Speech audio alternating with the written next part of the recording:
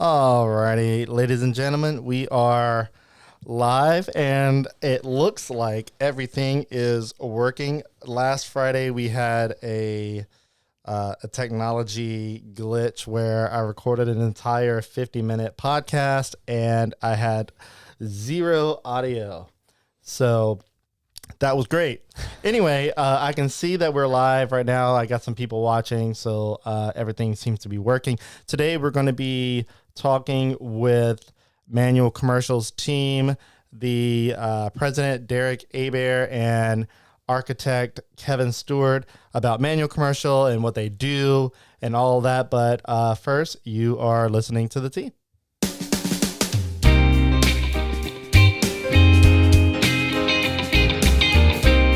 All right, so guys, welcome to the podcast. I know it took a second to kind of get everything set up because I have multiple mics here, but it's glad to have both of you guys on. So welcome to the little show that I have.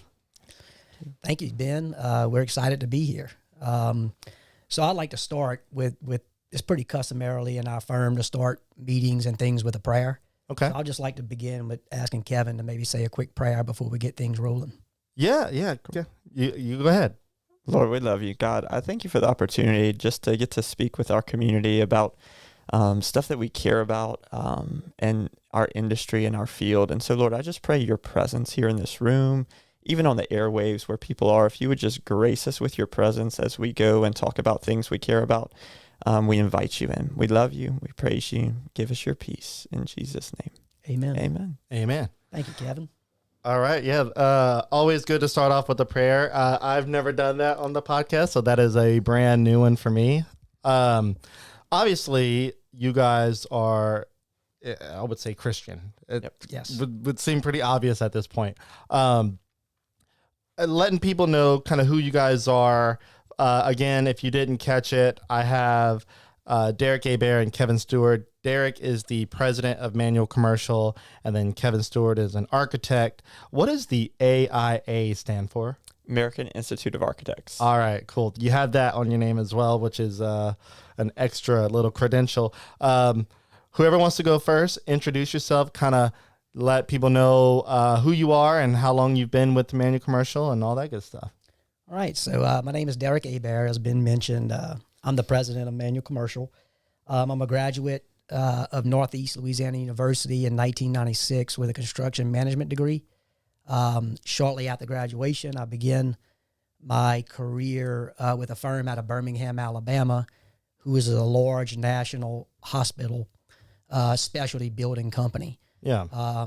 There I started in the field as what they call a project engineer, doing layout, and really a project engineer is like one step above a laborer, okay?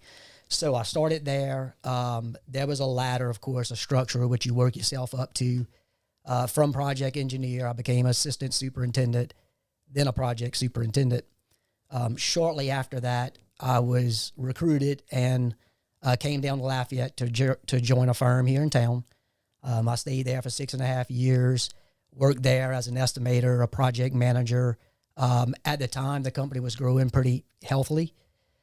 So, we had to do a little bit of everything because as the company was growing, we wasn't the biggest team. So learned a great deal from those guys, which eventually led me to start my own firm. I owned a company, a local general contracting company here in town for between 13 and 15 years.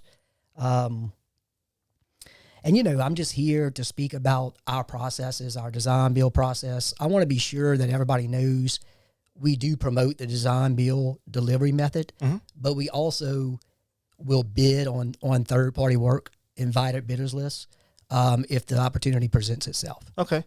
Well, I'm going to come back to you in just a second. Kevin, go ahead and introduce yourself and let people know who you are and kind of how you were involved with Manuel Commercial. Cool. Name's Kevin Stewart. Graduated with my master's in architecture from UL in 2005. Got a job right out of school with a young firm at the time, Abel Crocher Architects, was probably only a few years old at that point. That's where I did my internship. And my brother-in-law actually was the office manager at Manuel Builders in 2007 and offered me a position. So I was finishing up my internship and I was about to sit for my board exam. So I said yes. It was a family-oriented firm. I'm like, that sounds like me. So I actually joined the Manuel companies 15 years ago. This August will be 15 years. And so they didn't start Manuel Commercial till 2018. So for about 11 years, I led the design department. Actually, they didn't even have in-house design until they hired me in 2007. So getting to see design build on the residential side was wonderful, getting to grow the company.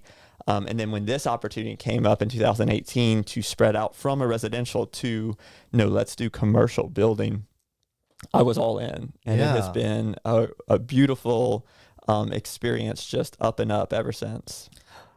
That is awesome. Okay, so Derek, when did you get your start in the Birmingham situation? What year was that? It was 1996. 1996 when I began. Yeah. Okay. Yep. And then when did you were you from Lafayette area? I'm actually from Ascension Parish in Ascension, Louisiana. okay. I married a lady from, or my bride from Erath, Louisiana. All right. As all right. most people know, Erath? those small town girls from around this area, you're going to end up don't back in leave this home. area. Oh yeah. Look, let That's me right. tell you, Yep. I married a girl from here. I'm only from an hour north, so still north of I-10 nonetheless.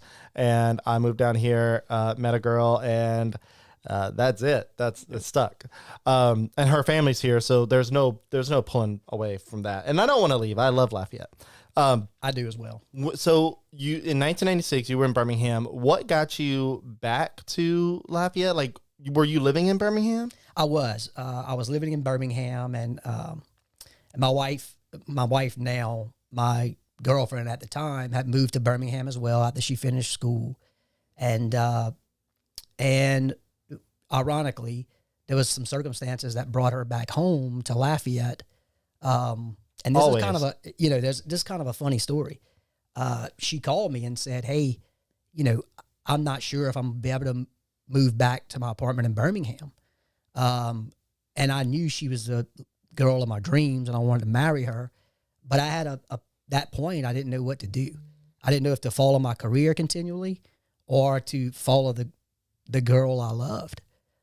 So I remember calling my mom, and I said, "Mom, tell her all about it." My mom says, "Well, son, pray about it." Okay. And I said, "Okay, I'll do that." So I'll never forget, I got on my knees and I asked God, I said, "God, I'm a dummy. I do not take subtle hints. I need a great big old sign that tells me." Yeah, a flashing sign. Yes. Yeah. And believe it or not, a company here in town got in touch with me within a few days of that. And I was talking to them about the role they needed to fill. And ironically, I said, "Well, man, can I ask you what, I see y'all out of Louisiana. What town in Louisiana are y'all out of?" And they said, "Lafayette." I said, "There's my sign." That's a big sign right there. So I came down, I met with those guys, and we worked out a deal, and I started shortly thereafter. That's awesome, man. That's a great story there. Mm-hmm. All right. So originally from Ascension Parish, married a girl from Erath, amazing there. Going back to you, Kevin, were you originally from here? Yep. All right. So born and raised, you guys are locals. I married a Vero. So Vero School Road, it was crazy. My family was a little bit, my parents were from New Orleans, met at LSU, and oil business were here. Yeah. But I was thinking I was going to college out of state. I didn't think I was staying local. The architecture program at UL was amazing. So I ended up going there, but never thought I'd settle down here. But like Nicole's family, everything is here. Like they would get together for Memorial Day and Labor Day. I mean, I saw my family maybe twice a year, my extended family. They got together. And so the Cajun way, man, love it. I know. It's good stuff. It'll keep you here. Look, the same with my wife's family. We probably, in a given month, 3 weekends out of a month, we're doing something. Yep. And my mom and dad, while they're still only an hour away, I see them less because they're an hour away. And, the family there doesn't have that same... They're glued together, but in a different way. It's not the same with like people from south of I-10 area. It's just I don't know. I love beautiful. It. I love it, but it's just an interesting dynamic. So I think, and it's interesting you bring up wanting to look at moving out of state or thinking that you would have to, because a lot of young people in college think, oh yeah, the opportunity's out of state, and they end up usually finding something here, which is really amazing for Lafayette anyway to speak of. Especially if their wife's from here. Oh yeah, especially. Yeah. I mean, if their wife is from here and the wife doesn't want to move, you're finding something. Absolutely. It might not be your career path, but you're finding something. That's right. So, Kevin spoke to UL having a great architecture program. When I went through college, the only school in the state that had a construction management program was NLU in Monroe. They were the first accredited school of construction in the nation. People don't realize that, but that's what led me to Monroe, Louisiana, to pursue that degree. Okay. So that's what brought me there. All right. So what got you, Derek, to Manuel, I'm guessing Manuel Builders at the time? Right. So after closing my company, I took about a 2-year sabbatical. And after that was over, I began to do some consulting work. And I had a relationship with Greg from around town. I wouldn't say it was a strong relationship. I knew him. He knew me. We've had conversations before. Yeah. So I think Greg and him must have got wind that I was doing some consulting work. And Greg and our CEO, Tim Gilbo, reached out and said they had a commercial client that they were really interested in pursuing. And they asked if I would come in and help them with the estimating side of it and provide some consultant work. And I remember not dying to get back into commercial construction. I thought I would go into all field sales or anything else but commercial construction. And it's funny because at the time I had begun a spiritual journey. And when I came for that first meeting to consult, we met with the client in a conference room, and I shared with Greg afterward, like I was just amazed at how right it felt. Later that pursued into, hey, Greg saying I've always wanted to have a commercial side of the business. Would you be interested? We worked through some things. I was interested, but I did not want to go back into the world where we just bid work to survive and, try to scrap and fight for every single project that's out there. Yeah. To be honest with you, there's 8 to 10 really good general contractors here in town. So I don't want to say it's a flooded market, but there's some options, right? Yeah. So I thought if we would come out the gate and be new, I was passionate at the time about establishing the true blue design build method in-house, i.e. What does true blue mean? True blue is like, there's some contractors who do design build, but in lieu of having an in-house design professionals, they go out and hire a local design firm. Okay. So true blue means we get to collaborate in the moment throughout the day with our design team, which help us control costs. We talk about function. We talk about construction means and methods. We bring superintendents in to talk about the most efficient way to build a facility. So that allows us to do a lot of that collaboration. And some of that's available if you hire a third-party firm, but it's just not in the moment. Right now, Kevin will get to a problem and pick up the phone. I walk down the hall. Kevin walks down the hall, during design, and all of our design team does that. Okay, so it's having an in-house architect essentially. Yes. Okay, so Kevin, you started with Manuel Companies in 2007, correct? Correct. Okay, and there was no in-house team. You essentially came on and you became the in-house team. So Greg Manuel tells me the story because the company had been around for 50 years when I started in 2007. He had one architecture student from UL that made his plan inventory probably 30 years ago or whatever. And then they were really outsourcing all the design work up until I got there. So yes, when I got there, it looked a whole lot different than the environment they're in now. If we were doing 50 homes a year, it was, that's a lot. But yeah, it went from me doing that to us hiring our first intern and just developing a whole design team over those 11 years. All right. So I want to talk about the founding of Manuel Companies as a whole. When was it founded? And you mentioned Greg. Obviously, that sounds like one of the founders or the founder. Yes.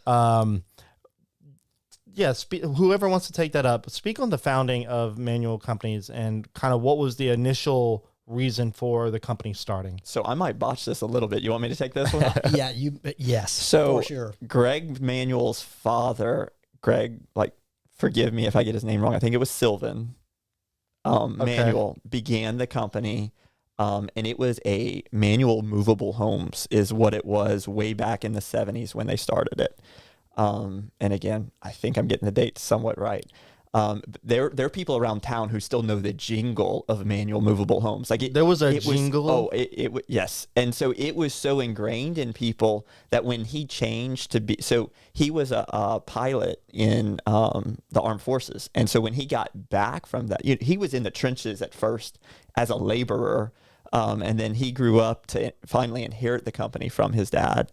And so what ended up happening was as he's taking the company over, they changed to actually building slab on grade. And that was so different because they were doing Manuel Movable Homes for years. But, they rode out the decline in the 80s. And I think it was just Greg and his main lady in the office. I think, they got down that small. When I got hired in 2007, we had a big staff, maybe 15. And then the bottom hit in 2007. We rode down to 5 employees, and we'd have meetings, and it's like, we got another sale. You've seen kind of the cycle of the company. And so today, Manuel Companies, the umbrella company, has Manuel Builders, which is our sister company. Manuel Custom Millworks. We have our own cabinet shop that we build all the cabinets for the residential jobs and some of our commercial jobs. And now Manuel Commercial is the newest member of the family in 2018. Wow. So it went from founding as basically a mobile home. It manufactured. Yeah. They would make it and then, So not quite mobile home, like cheap mobile home, but modular. Yes. Is it kind of? Yeah. Correct. Yeah. And those are usually, better quality. Yeah. Sure. It's interesting that it started as a movable home company, then the slab, and then now the whole company itself is like full on like residential, commercial, like everything under the sun essentially. And you said that Greg was the son of the founder. That's correct. But obviously, is his dad still around? No. Okay. At what point did Greg take it over? That would have to be fact checked, but I believe it was probably the 80s. The 80s. Okay. Mm-hmm. Okay. And right now, I guess, what is the goal? Like, what is the forward looking picture for Manuel Companies as a whole and Manuel Commercial? Like, obviously Manuel Commercial started in 2018. What was like that moment in the office, like, hey, we need to start Manuel Commercial? Like, what was that thought process like, and what's the goal forward? Take that one. I can't speak for Greg and what he thought about it. What he shared with me is he had a passion to do a commercial side and add a commercial company to the other companies that he already had established, which was Manuel Builders and Manuel Architectural Woodworks. And so it kind of grew from that. He and I talked, me, Missy, and Greg actually, talked through how it would work and the things that we would do. I was really passionate about the type of company that we were going to start. I really got on board with that. So from there, it grew to, hey, let's do this deal. They set up the company. I did the due diligence, got the software, kind of created some long-term goals and things like that. And then our first job was Sunbelt Lighting here in town. Yep. That was a job I went in to consult on. And it just started from there. That job was our first design build. Our goal is to provide a great building experience at the end of the day for the owners. We want the owners to be able to do what they do every day and not have to worry about the process of building their buildings. We want to make it easy for them. We want to make it a one-stop shop. So essentially a contract with one entity. And we want them to have a great building experience. We want it to be fun. I've been a part of some jobs that were successes that everybody left and nobody really had fun. I can tell you, the job got done and people were happy, but it wasn't like, okay, I want to do this again. Yeah. And I wanted to change that. I really wanted to provide a place where owners can experience just a great experience doing this, because it's not an easy process to go build a commercial building of any type. I remember when I started, I had 2 major fears. My first was, after being self-employed for so long, they're going to fire me within a week. Oh, that Okay? is everybody's fear. You know, Like, yeah. and my second fear was I'm going to be miserable as an employee. Well, let me Okay. tell you what, how shocked was I after being here for, I'm the original employee. Kevin followed right after me. We're both the original guys. And looking back now, I'm so much more happier being in the work environment and the career path I'm on now than I was when I worked for myself. I mean, if you guys don't know, Greg and Missy Manuel are incredible people. If you guys knew what we knew about them, every job opening you see posted, you would try your best to get that job in any capacity, right? Yep. They're just incredible leaders and very inspirational and influential in not only my life, but I feel a lot of the team members at all companies would probably say they feel the same way. Real quick, so talking about, going with Missy and Greg and talking about them, are they, I would assume they have a strong Christian background. Yep. Okay. Because for you guys to be comfortable enough to start off a podcast with a prayer, I mean, that speaks volumes. So is Manuel Commercial or Manuel Companies as a whole, do you guys consider yourselves a Christian-based company, or would it be spiritual? I mean, because Christian-based, some people are not Christian. Absolutely. But what does that look like? Can I take that one? Sure, absolutely. So one of the things that Missy is all about growth too in general. If you are a team member, as long as you're there, you're going to grow. Okay. But one of the things she does, we have different mastermind groups or whatever you want to call them, growth groups, Yep. where she will approach it from a place of faith, but she's never pushy that you have to accept her point of view. Okay. But it has helped her in conquering whatever, topic it is. So you're going to have to lean into discomfort if you're here and have crucial conversations. You're going to have to, when we say love, it's not touchy-feely love. It's holding people accountable. It's caring. It's seeking to understand before you seek to be understood. It's all the principles of Christianity, but not in a way that's cramming it down people's throats. It's, hey, this model works in the business world, and we're going to use this as our foundation and not be ashamed of it. Does that kind of make sense? Yeah, no, I totally get that. And that is, that speaks highly of the company. And, for you guys to be able to not judge somebody, but have the love and understanding that not everybody has the same, I guess, viewpoint, but still will acceptable. You wanted to say something. Yeah, I do. So underneath Greg and Missy is our company CEO. He's the CEO of Manuel Companies. Another guy who faith is a huge part of his life. Tim Gilbo is his name. Tim's never come to me and told me to do anything, told me how to conduct anything, right? Both Tim, Greg, and Missy, they lead by their actions, not by words. It's an action-based deal, which is so important to me. So I just wanted to throw that in there. That also from Greg and Missy having a strong spiritual and Christian faith, being very strong in their faith, it trickles down to Tim, who has every bit the same outlook on life, which you get a CEO who's a great leader like Tim is, his actions are going to push down to you, which is definitely. just incredible. All right. So before we go any further, I definitely need to mention my sponsors, which also, full disclosure, Manuel Commercial is a sponsor of Developing Lafayette. Not necessarily the podcast itself, but just in general, they sponsor a couple of videos a month of different businesses. We tour businesses throughout the month, and whether that be a brand new business about to open or a business that's open for about a week or so we kind of let people inside, and they sponsor a couple of those videos to help certain business owners that may or may not be able to I guess essentially afford the advertising sponsorship that we charge for the video. Manuel Commercial has decided to help with that, and so some of these businesses that don't have a budget can get the same style of video that others can. So we really appreciate Manuel Commercial for that. So just kind of throwing that out there. But yeah, our sponsors for the podcast are the Music Academy of Acadiana, You've heard us talk about them. They are Acadiana's top choice for music lessons. So if you are somewhat musically inclined a little bit, maybe you beat on pots and pans, I don't know, maybe I beat on my steering wheel whenever I'm driving. That's a bold dad move.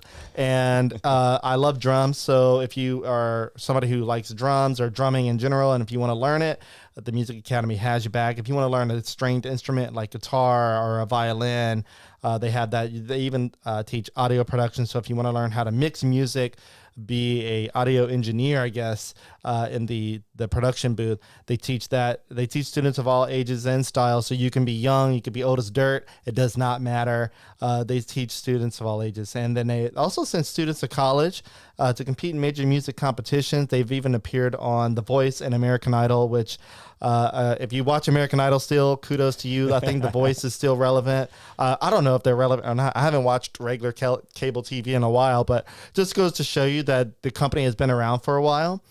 They are founded by Tim Benson, who is a UL Lafayette Music School graduate and also a rocker, punk rocker, and of his own right, because he's been in a few bands and they're pretty good. I won't go too far into that, but they're searchable on YouTube. Let's just say that. And then ultimately, their goal is to make music lessons fun, educational, to help foster the next generation of musicians and creative thinkers. You can check them out. Their website is musicacademyacadiana.com, and they are on Facebook, Instagram, all those places. And then we also have our tech sponsor, because technology will ultimately fail you at some point. Absolutely. And so the Orchard is Acadiana's only local Apple authorized service provider. It's kind of a mouthful, but essentially what it means is this local company, the Orchard, has the right and the ability to connect with Apple and utilize Apple's genuine parts to fix any Apple product. So if you break your iPhone, you break your iPad, let's say you have a MacBook Air like I do, and something goes wrong with it and you want it to work as it should right as you had it out of the box, the Orchard can make that happen. Especially, they also cover warranties, so the Orchard will cover an Apple warranty. So check them out. They have 2 locations in Lafayette, one on Ambassador by Buffalo Wild Wings, and then in Carencro, their newest location by Super One Foods. And their website is theorchardstores.com. You can schedule a visit or an appointment, whatever you want to call it, there, and they'll get you looked at and on your way. Hopefully everything works out for you in your broken screen. So anyway, that is our sponsors for the podcast, and let's get back on to the show. All right, so we were talking about obviously the Christian foundation of Manuel Commercial and Manuel Companies as a whole, but I want to touch on something that you guys keep mentioning, and I want to make sure that people understand this. And I think you guys kind of touched on it, but the whole design build process and kind of what that looks like from start to finish. So if I was someone who wanted to build out a business or build out a commercial structure, what do I do? You want to take it? Okay. So the whole design, I'll give you a kind of a high level overview of our process and what it means, design build, right? So we have a process we follow, and our first meeting with a potential client is a face-to-face meeting. We discuss their needs. That meeting, in that meeting, is going to typically be our sales manager, one of the design team professionals, and maybe a project estimator. We'll talk about their needs, what they're looking for in a building, all of those things. Our design team will ask the right questions, so we really get a feel for how the building needs to function and what level of aesthetics are we going to bring to this building. From there, our estimating team puts together a high-level budget, and we'll meet back with the client. Our design team would put together a site plan, which would essentially place that building on the site based off the plat that client has, which is a big aspect of the building, which you can find economical solutions based on where that building is placed on your site. If they haven't bought the property yet, us guiding them on, hey, you don't need to go buy that 25 acres, bro. Yeah. You know what I'm saying? You need to buy like 8, right? So that can be very beneficial to the client. But at that point, we submit a high-level budget. We give them a range of where we think the cost will be. We do provide a little detailed estimate with that, but really it's the range that's important. If they feel that range is within their budget, then we'll sign a design contract, and that will let our architects, design professionals begin the schematic process. We'll go through, they'll do what they call a schematic design set of documents. Those documents are sent over to estimating. We'll then physically put together a real detailed estimate of that project based off of schematics. If that pricing is in line with the budget we establish, we'll sign the 415 contract, which engages our architects to complete the documents for construction. When those 4 construction documents are completed, we'll send that out to the masses, send it out to all of our subs and vendors, all of our resources and relationships, get the bids back, and put together that final 4 construction estimate. At that point, we compare that estimate to the schematic estimate we had given them when we signed the 415. Mm-hmm. And if there's differences, hopefully it's going to be a deductive change order to say, hey, our schematic was more expensive than what we thought the final building would be. In some cases, we're not as fortunate, especially today's economic world. Yeah, I was about to say. It moves a little bit. But that final 4 construction price, we come back, we compare it to schematic, we do the needed paperwork, and we're able to get going. Awesome. So you mentioned a lot of schematics and design, and that's a big part of the whole process. And I want to shift to Kevin. Kevin, I am a pretty creative person. I'm fascinated with architecture. I love Las Vegas because the architecture there is wild. Obviously, I'm pretty sure you've had your fair share of wondering how certain things are done, especially in a part of Vegas where it's called the city center, and there's buildings that look like they lean opposite of each other, and for it to look like it's leaning, or it's technically visually it's leaning, but inside I don't think it's leaning. Okay. How hard is it as an architect? I guess this is where I'm getting to be that creative and that ambitious. I don't know about Lafayette because, that would require a budget that's astronomical, but how hard is it to hold back from being that creative in a project? What's wonderful about design is you got to understand your parameters, and it's all a puzzle. So if I approach every challenge that way of these are my parameters and I have to stick to them, maybe in Vegas it's some crazy geometry, but here it can be this site needs to work because I want it to work. But if I put all of these things on there, it's not going to work. So it's finding how do I finesse this? How do I slide this? So if you approach everything as a challenge, the creativity is what unlocks the challenge, right? Okay. Everything about design really is a solution to a challenge. Yeah, and so we also monitor their creativity from an estimating standpoint. Yep. I think sometimes they want some things and we're like, you can't do it. It's not going to be within the budget, But the beautiful thing about our process and design build world is as they draw in this, they know what they can do based off of being in budget and the cost associated with it. If they want to do something that they really feel is going to add an awesome aesthetic look to a building, we can do that and we'll price it separately. That way the clients would be able to see, look, this could not be in the budget. They can 86 it if they want to. They could 86 it if they want to. Okay. Right?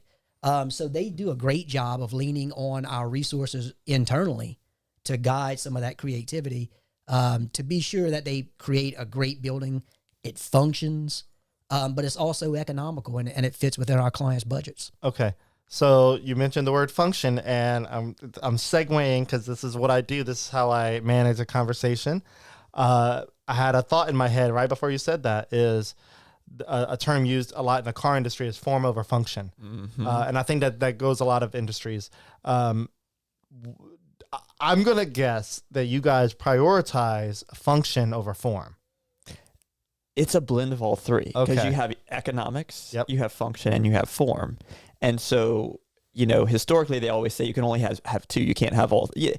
But I think that it's how do you get Vitruvius as the architect, way, way, way long time ago. If you can get all three, he called them, I'm going to get it wrong, but the idea is how do you get it in budget, functioning well, not only meeting code, but the function is there and the aesthetic is beautiful, but they're in harmony. I'll just tell on myself. That's One of gonna the be hard. things it is one of the things that one of Greg's biggest projects, right, was his own new corporate office. It's a beautiful setting. I don't know if you've seen it off of Iberville. Yep. So they called the complex Iberville Grove. That was a beautiful project for me to get to be the lead on and to really bring it all the way through. But I got a little bit too crazy on the aesthetics.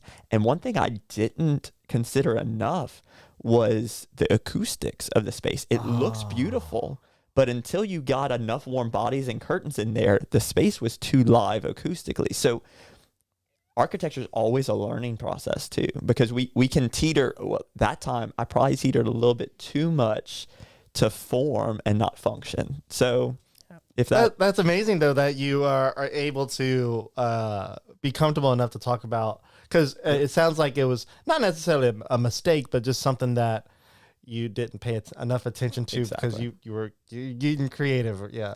So I mean, a big part of our company is, I mean, look, we don't know everything. We're not perfect. We don't claim to. There will be mistakes. Yeah. It's how we react to those mistakes and we handle them.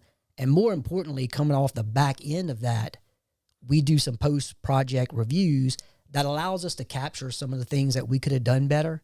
And we try to grow and learn from those things in the past. Okay.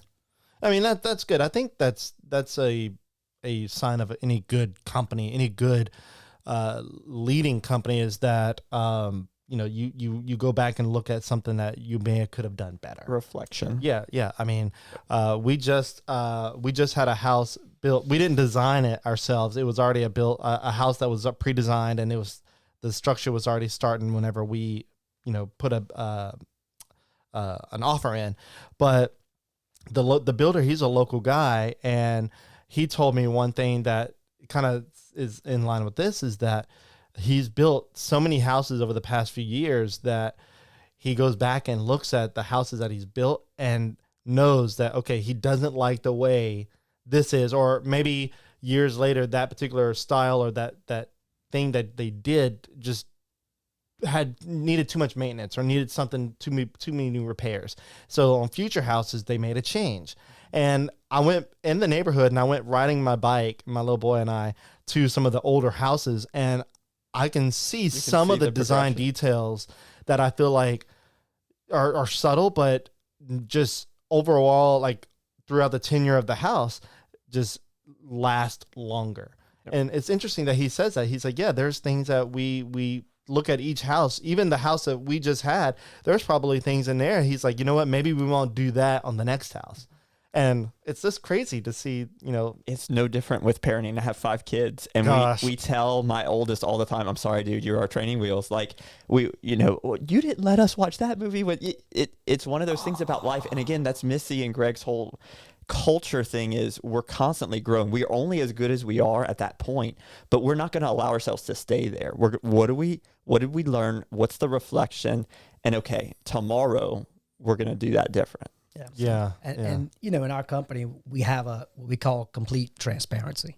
So we don't, the client can look at anything they want to. We disclose certain, we do a line item estimate, and we disclose everything in that estimate. They can ask questions. They can ask questions for the backup information. Like if we're saying electrical subcontractor's price is $80,000, and they say, well, let me see that price. We'll be glad to open book, show them that price, who the low subcontractor is, where it came from. So we try our hardest to be very transparent. Yeah. Very open throughout the process, all phases of it. That's awesome. Okay. So I want to touch on something, part of the values and mission of Manuel Commercial. And then I want to start closing with some of the latest projects that you guys have, because there's some exciting stuff that's out there. So whoever wants to take it up, what is the overall mission and value statement that's kind of part of Manuel Companies? So it's kind of funny, but the story, so I told you my brother-in-law was the one who hired me. Well, he was a big leadership expert, and he and Greg Manuel, I guess that was 17 years ago now, really went through, why are we doing what we're doing? It's got to be for more than a paycheck at the end of the day. It's got to be for, you got to be we're not a non-for-profit, so we've got to make profit. Yeah, you got to make money. But but is that enough to get me out of bed in the morning? And they crafted this really beautiful but simple phrase, and it's Manuel Builders exists to raise the standard and enrich the lives of all with whom they come in contact. And they define those 4 areas as their team, right? The people inside, their vendors, like their trade partners that pull around there, their customers, like that's an interaction we have, and then the community at large. And we really realize life is relationships. So every day we got to bring our best to all 4 of those spheres.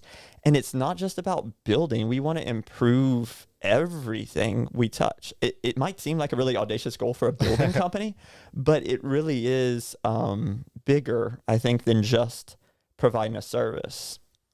Yeah, no, and look, I'm impressed that you got that mission statement down pat. I mean, obviously you were part of the company for years, and I love that you guys focus on those 4 aspects, because just the community especially is like probably the make or break thing for a lot of companies. If you don't make it in the community, if the community doesn't have the respect for you as a company, I mean, you can have everything else in the world, you can have all the money, but you won't make it. Like, you got to have respect in the company, and then everything else kind of gets part of it. And then your values, I have them right here, are excellence, integrity, and again, community. Integrity and community kind of go hand in hand, because you got to have integrity in the community. And then there's something else that I want to touch on, and Kevin, I think this is for you, is there's 3 words that, as far as my notes have, that are real big, that is love, serve, and care. Touch on that a little bit, and then we'll go to the latest project. So one of the things, and again, I'll talk to you about these growth groups, but we'll go through different books. And the most recent book that Missy led us through was The Carpenter by John Gordon. And it's kind of an allegory, really short, simple story. But at the end of the day, it's about a business practice that feels strange. Like, love, serve, care is going to be your business model. That doesn't make sense. But, and we got through where even everybody at the company has one of these on, like we made them and they're up on our wall. But just looking at and reminding, okay, I can be in a difficult conversation with an owner or because things are always going to happen. It's life. People's expectations aren't met. And am I going to try to tuck tail? Am I going to try to save face? Or am I going to lean into that discomfort and really choose to love, serve, and care whoever I'm on the phone with? I'm fully present. And it's that idea of, okay, we're at a design meeting and you're giving me all this information. How am I taking that information and making sure I'm listening well, I'm looking you in the eye, and I'm actually caring about what that does for your business? And even if I think you know what you want, bringing up things and solutions that maybe are counterintuitive to you, but I see it from a different angle. If we can always have at the forefront of our mind that we're trying to make our customers better, our trade partners better, our community better by doing this, and it's not soft, touchy-feely love. I think I mentioned that earlier. Yeah. It really is, I care enough about you that you're operating outside of our value of integrity. So I'm going to lean into you and say, hey, when you said that yesterday, it rubbed me kind of wrong. Can we talk about that? This is important, not just to you, but to our company. How do we walk this value out together? If that makes sense. Yeah, it totally makes sense. And I love that. I love that you guys care enough to be able to lean into even your clients and let them know, like, hey, this might not be the best thing for you. And I mean, I think most companies should have that mindset, but in a perfect world, I guess. All right. So, landing the plane here, metaphorically, I want to talk about your latest projects. And you mentioned that Sunbelt was y'all's first commercial project, and it's a beautiful building. It is. And I mean, I think, honestly, what plays a lot of part of it into the beautifulness that it is the big windows with all the lights that you can see. Cause I mean, when you pass by it at night, it's just lit up. Yeah. I love lighting companies, just driving by them, even Tesh Lighting off of, ERAS Landry. It's an older building, but just seeing the lights, I love lights. So you got Sunbelt, and then one of your most recent projects that you just completed is, the Code Ninjas place, which is a beautiful little building, and they teach kids to learn like Roblox and development and coding and all this good stuff. It's really neat. let's talk about some of that and some of the newest things that you guys have going on. So, in regards to Sunbelt Lighting, I want to tell you those guys are electrical lighting distribution company. So, in each town that they have businesses in, they have relationships with general contractors, builders, the whole nine. So they really could go to any town and choose the builders that they want in that town. Ironically, after we completed Lafayette, George called back and we immediately got into business and design and built Sunbelt Baton Rouge. He's also called about some future projects, maybe out of state. That makes me so happy when we have repeat clients. That gives us a little warmth as a team that we're doing some things right. And that is a wonderful feeling that our team can share as a group, because everything's a team effort. Yeah. So some things we have on the books coming up. I mean, we have a pretty healthy backlog of design build work. We're going to leave the names of the projects out. There's let me just say there's some gyms. There might be a store in there, some pretty cool restaurants, kind of some different, things in different sectors. But I would say there's, 6, 7, 8 in the design build hopper, or maybe 6 in the design build currently. There's some townhome development. There's some strip centers in popular places. So all of those things, some of our stuff is kind of confidential. The clients don't want to talk about the name of it or anything until certain times. Okay. So. Well, I mean, the Manuel Commercial page did publish a couple of them at least. We can talk about those. All right. Sure, Okay. absolutely. Okay. All right. Because I was like, okay, what names does he not want to talk about? One of them that I want to talk about, and a lot of people are excited about this, and you guys made your second post on it, and some of the radio stations acted like this is the first time they heard about it, which is interesting. But hey, more publicity for you guys. I don't know if I'm gonna say it right. Is it Coterie? Coterie. Okay. They're out of New Orleans. This is exciting. This place is going in Broussard, right off of is it South Bernard and Ambassador.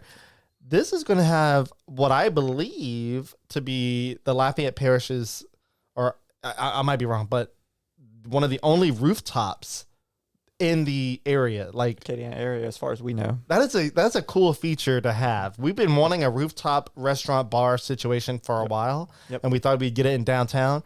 And then Broussard comes out the gate swinging with a rooftop bar. Like, what's up?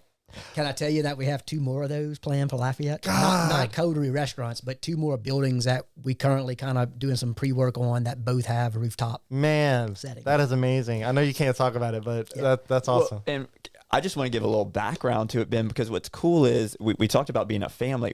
The way we got that lead was a previous employee who's now not living in Lafayette said, man, I know the company you need to go. So he was friends with the guy in New Orleans that has the restaurant, wanted to develop in Broussard, sent him our way, and we're just so pleased with Chris Leger is our designer who's spearheading that project, and it is a beautiful building that really the owners conceptualized it. They're the ones who really wanted this rooftop patio, sky bar, and for shucking oysters and having drinks, it's going to be like nothing else. It's fabulous. And the owners are super fun to work with. Like any job, you're gonna go. There's gonna be difficult conversations you got to have, and we make mistakes, and But I can say that about all of our owners right now. Like, man, we meet with these folks, and you get to know them, and you, out of your heart, you want to help them. You want them to realize their dreams and to get their building done. So we work really hard at that because we have such a, we meet a lot about these buildings. You create a very personal relationship with your clients. Yeah. And it provides meaning and purpose and drive to our entire team. Yeah, that's awesome. And look, I know a lot of people are excited about Coterie. What does Coterie even mean? That would probably be a question for Chris. Like, I don't remember. I didn't even look it up, but I was like, I guess I'm saying it right. I was like, Coterie? Like, I was trying to think of like the most Frenchiest way to say it.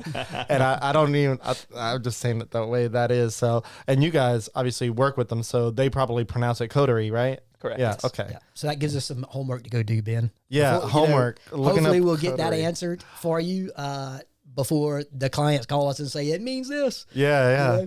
But no, that's really amazing. And then one that's also, this will be the last one and we'll wrap it up, is I'm believing saying it right, Lafayette Sports Academy. Yep. LSA Okay. Gym. Yes, And sir. that one's actually coincidentally going right by Sunbelt. It is. So he actually came to us. He told his realtor, hey, I want to use them because they did Sunbelt, and I really like the way that building came out. So we'll be using a Nichiha panel on the outside of it. Really wanted that strong, striking contrast between the red and the black of their logo colors. But he wanted to, it's a metal building, but really wanted that kind of presence at the road. And he does great things with students. They're blowing out their current gym location. I mean, they have parking issues all day long. And their current gym location, that's off of Johnston, right by Jack Coffee. Is that right? Right next door to Jack Coffee. Yes, sir. Wow. Yep. So they're not moving very far for their client base, which is great. And they're excited about moving forward Chase and opening is up. a really excited group, and we're excited for them. Awesome. Well, all right. Before we close out, let you guys know that you can check out Manuel Commercial on their website. This is the website right there. It is easy enough, manuelcommercial.com. That's Manuel. I one day spelt it with the AL. I don't know why, but anyway, Manuel and the word commercial.com. Check it out, and you can look at their projects. You can meet the team. You can see resources, and you can see photos of different things that they've done, and you can see a lot of the. I believe this is the Iberville photos I'm seeing. So yeah, you can look at all their stuff that they've got, or you can just go visit them at their location, take a little tour of their facility, because their facility is pretty open to kind of checking out different items and reviewing different products and brick colors and what is that? What do you call the sinks? The Faucets. There's fixtures. Yeah. All that good stuff. So go to manuelcommercial.com, check them out. And then if you are interested enough to move forward, visit their location. Their address is on the website. But if you want to say the address, I know it's Iberville something, but off of South College. And just to clarify, we have two campuses. So the corporate campus is where Manuel Builders is located. Okay. That's 210 Rue Iberville. But Manuel Commercial is in Broussard at 104 Dairy Lane. Thank you for clarifying that. I know the main location off of South College because that's the most recent thing. Yes, correct. Yeah. Yep. But awesome. Anyway, that is there anything that we did not talk about that you want to make sure to mention? I think we covered a lot. I think we did. Yep. We No, did. I'm pleased Awesome. with it. Just, Awesome. I mean, I'd like to say thank you for having us in. Really thank the sponsors a lot. As a young and growing business, we know those expenses, and being able to do that to support other businesses says a lot about those companies' integrity and their care for their community. Yeah. Right? So we're flattered to be here, and we're excited. And doing this with Ben, I was nervous coming in, but he made it so comfortable that I'm ready to do another one. Yeah. Hey, so is this your first podcast that you've done? This is, yeah. Yeah. Hey, once you do a couple of them, it gets a little bit easier, breezier. And then Kevin, thank you for coming on. I love architecture again, so I look forward to seeing what you guys do in the future, and I look forward to watching Coterie get built. I want to check out that Sky Bar. Is that what it's called, right? Yeah, I want to check that out. That's going to be a really cool. I don't eat oysters, but I'm pretty sure they have turf there, so I'm gonna check that out, and it's going to be great for the city of Broussard. That area, that's a really popping area. All of a sudden, it's wild. And it is. Broussard has a great community. Yeah. Well, all right. Well, that is it. It is. I would say y'all have a great weekend, but it's Wednesday, so y'all guys have a great rest of your week, and I look forward to seeing what Manuel Commercial does. And again, thank you for supporting us and what we do as well. Thank you. Thanks for having us. Thanks for having us, Ben. All right, guys, that is it. And if you want to listen to the audio version, it will be on Apple Podcasts and Spotify at some point. I need to edit a few episodes now, so y'all look forward to that. And with that, we'll see you on the next one. What's the name of the podcast? What's the name of the podcast? I'm sorry. The T. The T. I'm so sorry. Brittany sent me that. A million people sent me that, and I just could not remember it. So, all right, How'd you guys. come up with that name? Well, let me end the episode. All right. I'm sorry. I didn't know. dumb that from the episode. They're ready. They're ready to talk. Okay, guys, y'all have a great one. We'll see you in the next.